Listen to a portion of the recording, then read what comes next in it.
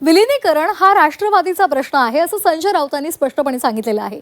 तटकरे आता पवारांना मार्गदर्शन करतायत असं म्हणत त्यांनी सुनील तटकरे यांना खोचक टोला लगावलेला आहे. पवारांनी ज्यांना मोठं केलं तेच आता त्यांना सल्ले देत आहेत असं म्हणत त्यांनी निशाणा साधलेला आहे. आम्ही एनडीए सोबतच आहोत, ज्यांना जायचं त्यांनी सोबत यावं असं सुनील तटकरे यांनी विधान केलेलं होतं आणि त्यावरूनच संजय राऊतांनी निशाणा साधलाय. राष्ट्रवादी काँग्रेस पक्ष आज गेले 2.5 वर्ष एनडीए मध्ये सहभागी त्या ठिकाणी आहे. एनडीए म्हणजे शेवटी नेमकं काय, तर भारतीय जनता पक्ष आणि त्यांचे मित्र पक्ष. युपीए म्हणजे काय, तर काँग्रेस आणि काँग्रेसचे मित्र पक्ष. आज आम्ही एनडीए मध्ये आहोत. मी वारंवार यापूर्वी सुद्धा गेले वर्षभर स्पष्ट करत आलो की एनडीए मध्ये आमचा सहभाग कालही होता, आजही आहे आणि उद्याच्या भवितव्यामध्ये सुद्धा राहणार आहे.